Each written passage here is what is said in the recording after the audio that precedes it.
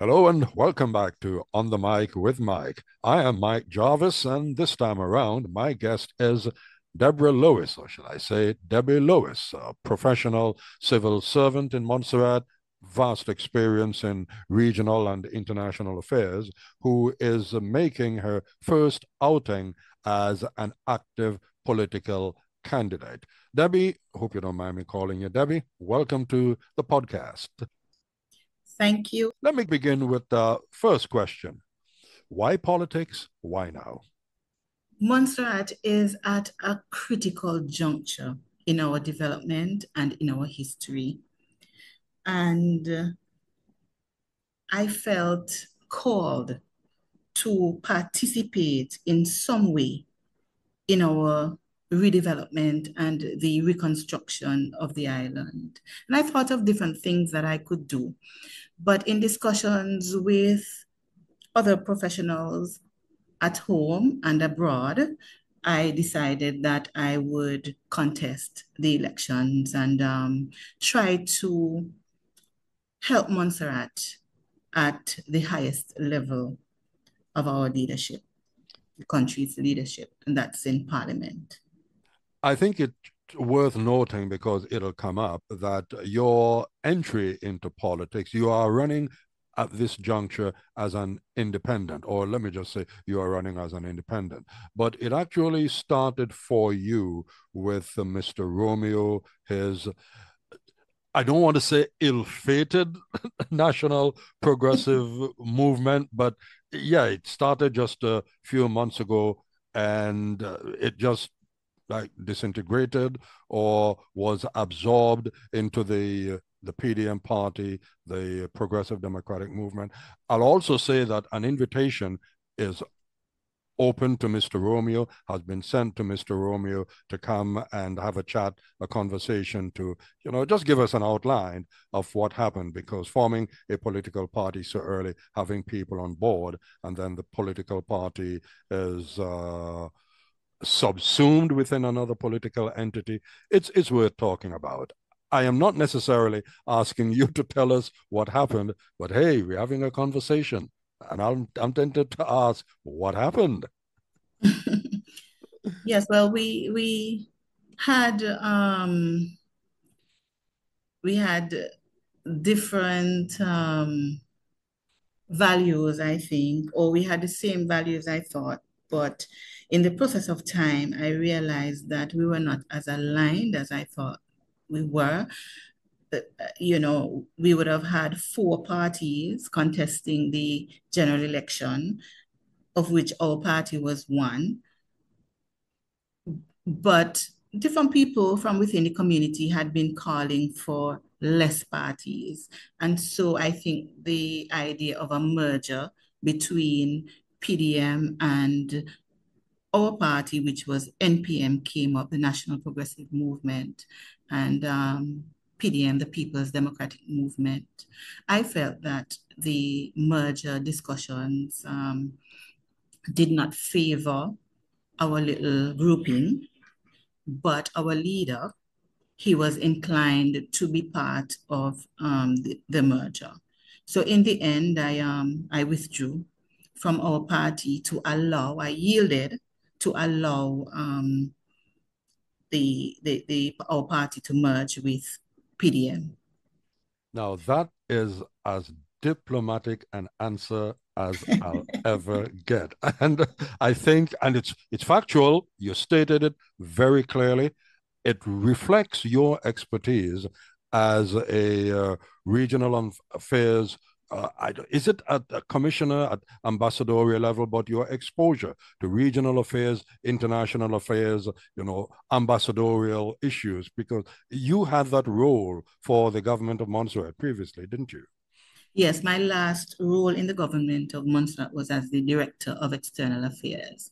And as the director, you carry the positions of OECS Commissioner and CARICOM and Ambassador. So Okay, there are two ambassadorial roles that comprise the position of Director of External Affairs. Well, you bring that wealth of experience to your political campaign because Montserrat being an integral part of the OECS, being an integral part of CARICOM, even more so than the other British overseas territories. Montserrat is the only full member of CARICOM and the OECS while maintaining its relationship with the United Kingdom as a British overseas territory. Let us talk politics, Debbie. Yeah. You spoke about the crossroads situation where Montserrat is at the moment. How critical it is and how crucial is it that we get it right this election? So we are at that point in our history where crucial decisions must be made, and these decisions will no doubt have far-reaching consequences. I don't know how much you've heard about the local conversation around um, the UK government putting Montserrat in administration like they did with another Caribbean overseas territory some years ago. But There has been some quote unquote whispers and there has been some quote unquote movements which tend to suggest, you see, I'm like being a diplomat now, which tend to suggest that that thinking might be in the air potentially. so for me, this general election marks a critical point in time for us. And some might say we are on the horns of a dilemma or at a turning point, a significant turning point. But if we may, when we talk about crossroads, what do we mean? So, literally, it's a place where two or more roads cross each other, right? Mm-hmm. So, the idea is that Montserrat currently stands at the intersection of several roads, and we must choose which way we want to go. And at the personal level, I also use crossroads in the metaphorical sense when I myself am at a point in life where I have to, make sometimes difficult decisions for myself. So if we're thinking of crossroads in that way, and now we're transferring that metaphor, that phrase to Montserrat,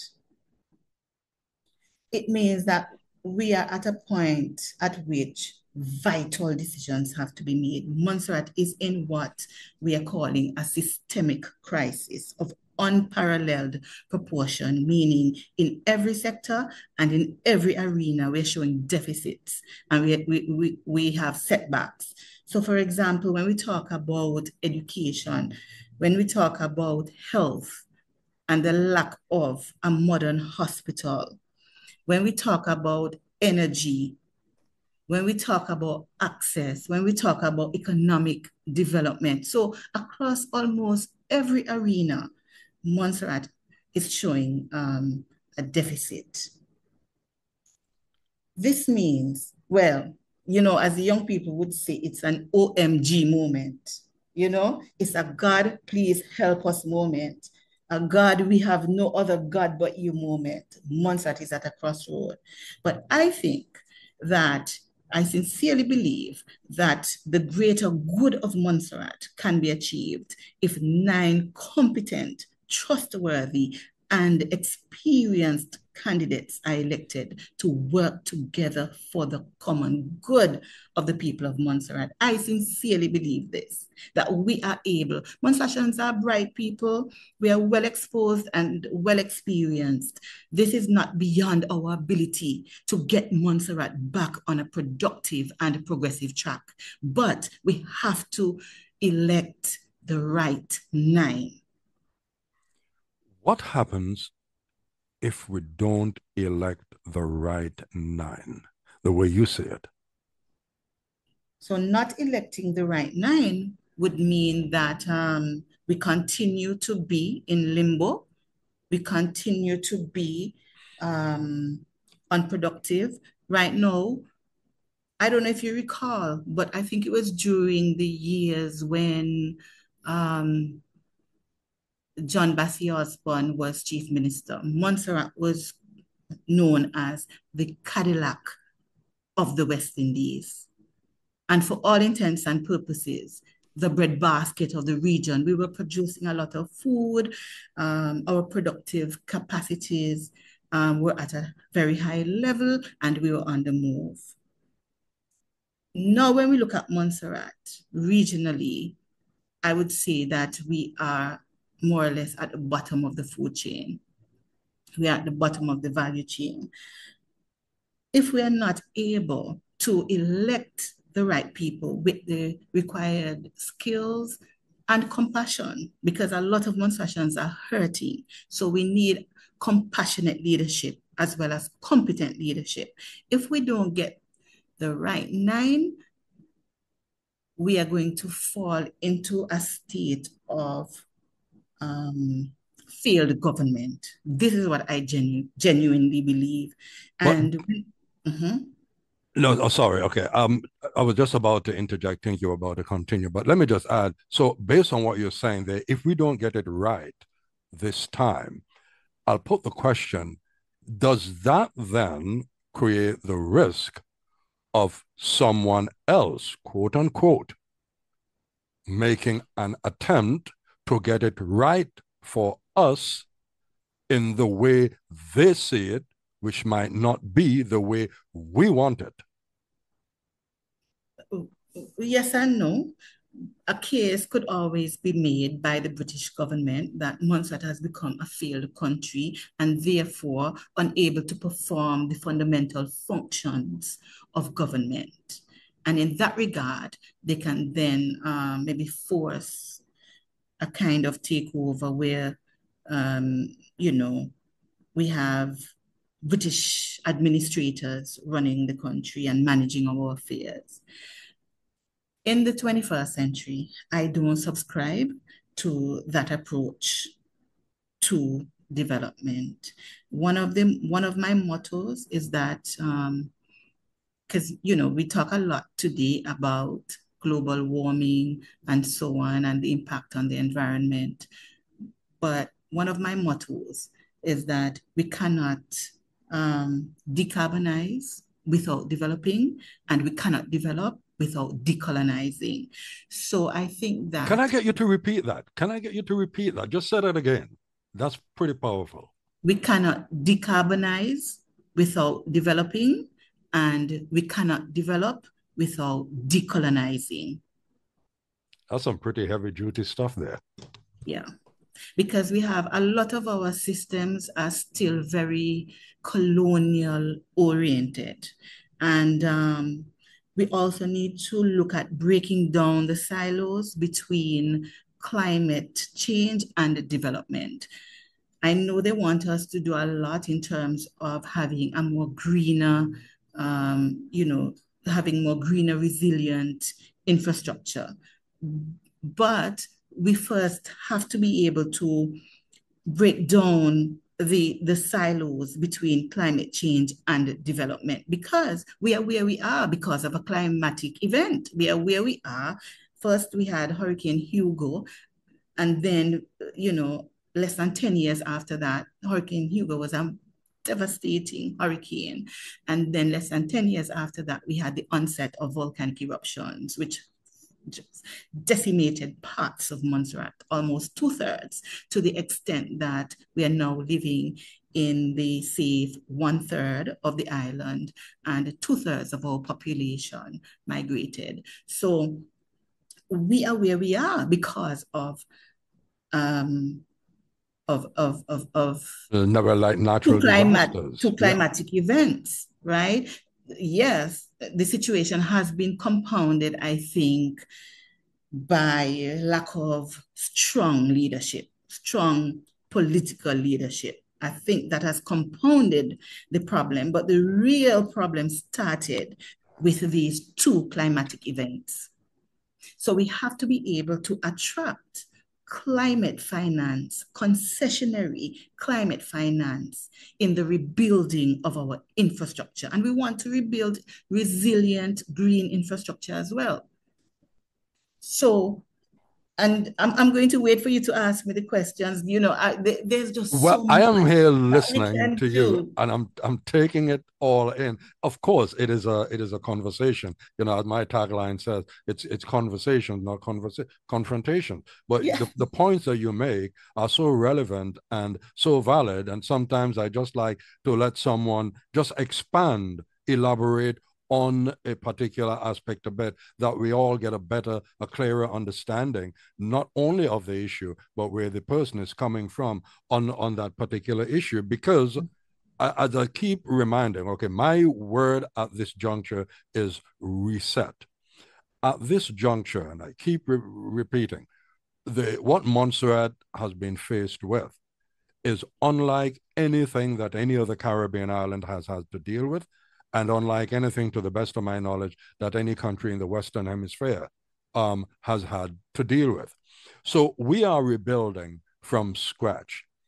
But there seems to be, and you guide me on this, there seems to be an ongoing internal trauma, like a severe, long running post traumatic stress situation, that we have to deal with all of these things to rebuild the country again, to rebuild the infrastructure, the make sure the governance system works, to rebuild the population, rebuild the economy, get the health system working, get access working. All of these are major, major, major issues. And in the interim, we've changed government how many times?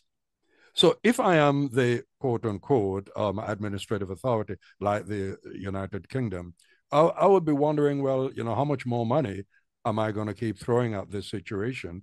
Because even though we're saying, well, you are not giving us enough, and we keep hearing the constant repetitions of first call, uh, at what juncture does the society, does the country get itself in a position where it starts earning for itself, because there has to be a functioning economy, and get out of this aid mendicant dependency? And I'll put that to you. So I want to come back to British aid. But before I touch on that, I want to say something about self-sovereignty. And this goes back to what I said earlier about not being able to decarbonize without developing, and not being able to develop without decolonizing. So for me, self-sovereignty is something I think about a lot. And more recently, I've been thinking about it even more. And it is something I've been learning to practice for a long time as well.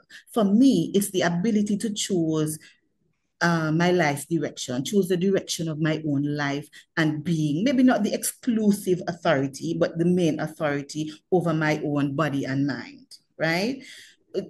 Other words for self-sovereignty for me is like personal freedom, self-determination, liberty, and so on. It's a subject I talk about with people like Shedman Brown, Dr. Roy Lee, Jim Bass, and Peter White, past principal of MSS, of the Montserrat Secondary School. And in trying to practice it, in learning to practice self-sovereignty, I've had some successes and failures, but it is something that we all have to keep trying if we want to gain more sovereignty in our lives. Ultimately, it's a personal thing, but I think it is something that would come before nation building or independence or national sovereignty. So I think as Montserratians, something that we now need to start thinking about actively is self-sovereignty. It's a very important aspect of resilience, development, and the nation building. And it is definitely required, like I said, before independence and the national sovereignty, right? So that's my bit about how we change our mindset in terms of not being a mendicant. And I don't see ourselves really as being a beggar, because like we agreed earlier, we are where we are because of climatic events. Montserrat has one of the smallest carbon footprints in the world, but we live in a hurricane belt and we live with a volcano. So we did not cause the eruptions. This is where we are. We are a British overseas territory. Everybody talks about British aid or the lack thereof as the major issue in our redevelopment, but I see it only as a symptom of deeper structural issues. We continuing to limit ourselves to a strategy of first call on British aid is a band-aid solution, which puts Montserrat in a very unstable position of always playing defense to protect our most vulnerable, but never ever being able to stabilize or grow our economy. The question then becomes, how do we prepare for a new economic reality whilst protecting the most vulnerable, and a new economic reality that is not just reliant on British aid? We also agreed earlier that two-thirds of Montserrat was devastated and two-thirds of our people were displaced locally and overseas because of a climatic event, the volcanic eruptions. I feel that our strategy must rest in our ability to attract climate finance and development finance through strategic cooperation and not necessarily just with the support of the British government. I went to Jamaica to study on a Canadian scholarship. You recall Maple Leaf School, it was a primary school in Montserrat. It was built by the Canadian government. I went to Maple Leaf And School. you went to Maple Leaf School, Yeah. right? So through strategic cooperation, we should be able then to refresh some of those relationships that we had before with Canada, America, and so on, and not just rely. The problems in Montserrat are so deep that we require more than just British support. We need global support. And working with the United Nations will open up that opportunity. But also, we should be able to attract climate finance. And I think here's where your expertise and your background in regional and international affairs, that knowledge, that wealth of knowledge and context that you have come to the fore, that there are other sources of support, of assistance globally out there that Absolutely. that we can tap into. You know what I find Absolutely. interesting in this election campaign, and as you were speaking about the issue of sovereignty, that sense of self-worth, of setting your own agenda, having an idea where you want to go and how you're going to get there. For the very first time, as I can recall, in any election in Montserrat, the British government representative, the Crown representative in Montserrat, is now increasingly becoming front and center in the conversation within the election and in the broader conversation about the governance of Montserrat. And so often, and I wouldn't mind speaking with the governor too. You're hearing the governor's overreach. One individual with vast amount of knowledge who's done tremendous research on this pointed out that the current situation we have in Montserrat is unlike that of the any other overseas territory. I think the only other one in British aid would be St. Helena. I think the Falkland Islands is a different kettle of fish altogether. And I think probably Tristan da Cunha, which I think probably has maybe less than 100 people on it. But in the case of Montserrat, there's been a lot of talk about overreach by the governor, rightly or wrongly, correctly or incorrectly. The powers that the governor has under the Constitution, and that this current governor is, quote unquote, exploiting those so-called loopholes in the Constitution more than any other governor. But in addition to that, what's been pointed out to me, that the office of this current governor is actually, I almost said a two-headed monster, but a two-pronged situation, because the governor is not only the crown representative, as governors tend to be, the governor in Montserrat is also the what used to be the DFID representative. And since DFID, the Department for International Development, back then with the British government, and the Foreign and Commonwealth Office were merged to form the FCDO, the governor in Montserrat has the additional authority as the FCDO representative, which means the aid representative. Now, how does Montserrat negotiate, maneuver around that type of situation? Because that's a hell of a lot of authority that is in the hands of one individual who oversees the practically everything on the island. So our current constitution has been in place for over 10 years. So I think it's time for a revision. But the other part of it, we keep stressing the need for strong and competent leadership, because there is a general feeling now that our current leadership is serving the interests of British power and personal agendas rather than national interests. And we have a situation as well where you have 9 elected members of parliament, right? Yet you have one person in the form of the governor who wants to control things or to intervene in matters that she really has no business intervening in. But doesn't she have the power to do that, though? I don't know necessarily that she has the power. Power is not absolute, but like you said, there might be some loopholes, and where our leadership is not as strong or as competent as it should be, then they allow that overreach. Now, the governor should be the last point of appeal, right? So if she is that last point of appeal, she certainly should not be intervening at operational levels, because then who do you appeal to?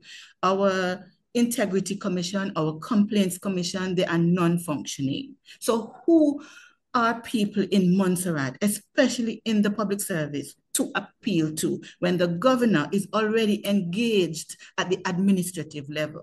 So these are some of the issues that I have personally, and one of the reasons why I am here vying for elected office, because I think that I have the strength of character, the strength of mind, and the competence to come in and challenge where we need to challenge. We also have those areas of governance, or those areas, those powers that the governor has in terms of aviation, in terms of financial services. You look at the financial services sector and what has been done within the last 10, 15 years to help to develop that sector. We are in a process of reconstruction and redevelopment, or at least we need to be, which requires a level of investment, inward investment. But if we don't have the infrastructure, the financial services infrastructure, to not only attract quality investments, but to allow local people or Montserratians in the diaspora to invest their capital as well, then somebody should be bringing the governor to account, because financial services sector is one of her areas. The other area is aviation. And as you know, that is a mess. Not even an air ambulance can come into Montserrat because of decisions that she took regarding the RISA, that end part of the runway. So we now have a shorter runway at the airport, and not even an air ambulance can come into Montserrat. Right now, I think we are using Fly Montserrat to transport patients outside of transport patients to Antigua. But for all intents and purposes, it's just a taxi ride, because their aircrafts are not equipped for emergencies. So here you are campaigning for to be elected to the Legislative Assembly of Montserrat. There are all of these issues, and at this stage, just focusing on what we were speaking about there regarding the whole issue surrounding the governor. Recently, in the Montserrat Parliament, there was a resolution to look into constitutional reform. A few years back, there was a commission set up dealing with electoral reform. We haven't heard anything about that. Can we conclude from what we're hearing you saying here that should you get elected, and that's the objective, that's why you're campaigning, to be elected, that it is a priority for you to look into this whole issue of constitutional reform, electoral reform, the authority of the governor, whether it's overreach or whatever, to have a conversation, not necessarily just with the governor, but with the governor's employers, the British government, regarding how Montserrat as a British territory fits into the what is now being called this British extended family of overseas territories, and why is the situation in Montserrat so different? The rules of the game are certainly set up to favor a system of British imperialism, not just in Montserrat, but in the other overseas territories as well. So I definitely think that we ought to revisit our constitution and firm up some of those provisions that give so much power to the governor and the British government. We need to see a greater devolution of power to elected representatives, right? So that we can carry out the mandate which the people of Montserrat give to elected representatives, give to political leaders. Now, I think that a way around that is for the government of Montserrat to have a kind of carve-out strategy. Now, what I mean by carve-out is that yes, we are British. We are a British overseas territory and part of the British family, the extended British family, but we are not integrated into the United Kingdom. We are not part of the United Kingdom. We are an overseas territory. So along with that should come a level of autonomy and self-government, irrespective of the fact that they are providing budgetary assistance. They have to provide budgetary assistance because they are our I forget the word just slipped me, but Well, they are in I call it the administrative authority. I don't well, like this exactly. term mother Yes. country. I don't like that Yeah. term. So we need a kind of constitutional carve out, right? That would then allow us the foreign policy space to have a Montserrat voice globally. We are locked out of a lot of support programs within the region because we are being referred to as British, right? So we get locked out of some of these programs, and yet the British government does not supplement us with that with funds that we would have missed out on because of our status as British. So if we have this constitutional or this diplomatic carve out, it allows us to have an identity outside of just that British identity, and we can call it menstruation. Right now, menstruation is not a legal term. This is something that Shedman Brown has been saying for ages. I said to him last year, listen, you were before your time, but we need to begin to have those conversations again. Why don't we have the Montserratian identity legislated? So it becomes a formal identity. We are not British, we are Montserratian. So how do we then work out or create that balance with the British government that allows us to have this Montserratian identity whilst being a British overseas territory. And I think that if the United Kingdom government is not minded, if they're minded to have a more modern style of partnership, I think this is something that they would explore with us. Right now, the relationship, the partnership between Montserrat as a British overseas territory and the United Kingdom government, it is too paternalistic and too predatory. And Would you so say we at the need to moment fix that that. it is more recently, particularly in the past 3 to 5 years thereabout, that it has become more strained, particularly locally? The relationship has become more strained with local people rather than with the incumbent government, with the present government. People feel as if the incumbent government and the governor, they're getting along like white on rice or like a house on fire. They're really getting on well, but the rest of the country feels that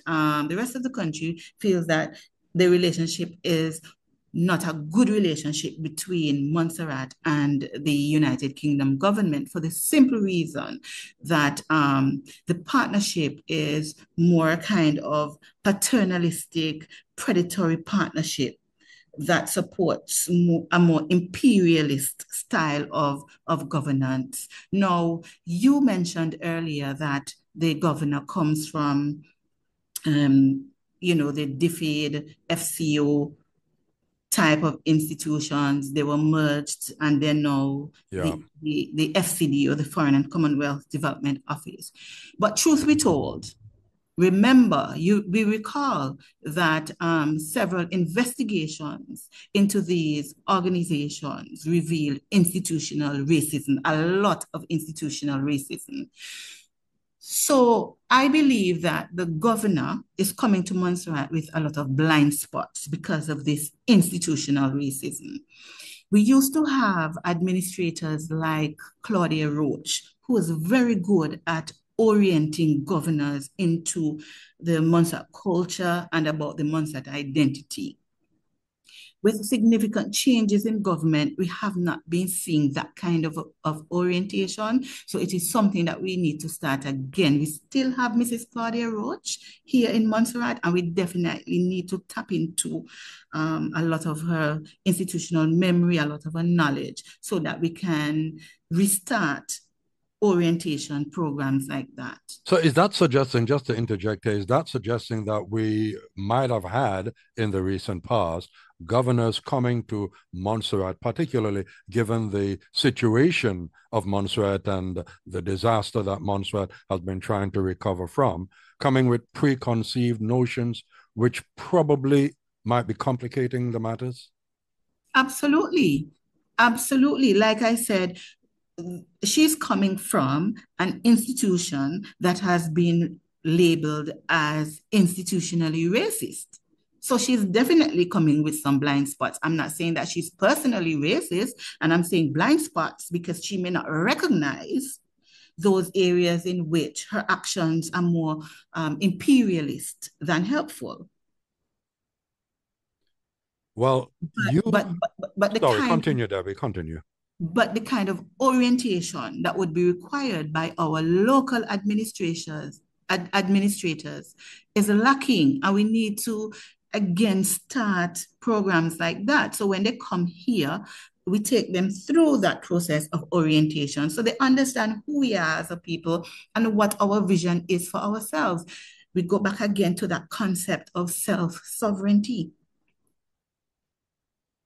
But I think in Montserrat, this spirit of inferiority is a silent enemy that has been creeping in over the last years. And I don't know if it's because, Where did that come from?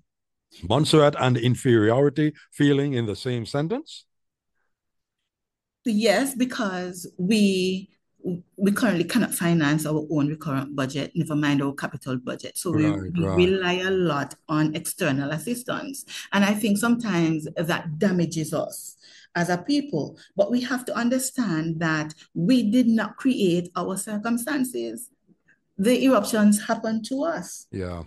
right? So many of us at some point in our lives have felt this thing of inferiority, right? I would say I have, but I pull myself together and I say, listen, Deborah, you were wonderfully and fearfully made, you know? And so we need to pull ourselves together in terms of where we are. We are not mendicants, we are not beggars, we are in the situation that we are in, and we need global assistance to help us to get back on a productive and a progressive track. We want to be able to look after ourselves. We used to be able to look after ourselves, and I think we can do so once again with the right type of support. Debra And Lewis, you know, even in scripture, we consider the story because I like to tell people my highest identity is child of God. So I pray a lot, I read my Bible and so on. And I recall the story, and I love Moses. And you consider the story of the 12 spies sent by Moses to explore the land of Canaan. You remember? 10 of them returned with a negative report describing themselves as grasshoppers. They said there are giants in the land and we are like grasshoppers. Two of those spies, Joshua and Caleb, they came back with a different report. They saw the abundance of the land. So when I say that we really ought to be sensible about the 9 persons that we elect for government, I'm talking about the Joshua and Caleb type of leader. wow. Debra Lewis, on that very powerful note of self confidence, self actualization, I thank you for taking the time. It's been a wonderful conversation. You are campaigning as an independent candidate. I'm not going to ask, who you would prefer to link up with. We would have to wait until the 25th after the election date to see the election date is on the 24th. So let's see what happens by the 25th. But I thank you very much for taking the time, and I wish you all the best with your campaign. Any final words from you, if you can better what you just said? Well, what I can say is that we definitely need strong leadership. I don't know if you can take your pick, but we do need strong leadership in Montserrat right now. And as a committed and principled person, I have performed exemplary in a lot of areas in government and in the third sector in civil society. I worked for the Prince's Trust in the United Kingdom. As a matter of fact, in my first 100 days, if elected, I want to reconnect again with King Charles. I understand that the Prince's Trust will soon be renamed the King's Trust, but we'll see how that goes. I think I bring fresh thinking, innovation, and a clarity of vision that will help to move Montserrat forward. This is something that my brother, my eldest brother, Kevin, and Owen, they keep saying about me. Sometimes, you know, older siblings know you better than you know yourself. But I will definitely be a strong and independent voice in Parliament. My allegiance will be to the people of Montserrat and the country. And so I will support the right policies and programs for the benefit of the country, representing the views of all constituents without fear or favor. That's Debra Lewis, independent candidate. Thank you very much.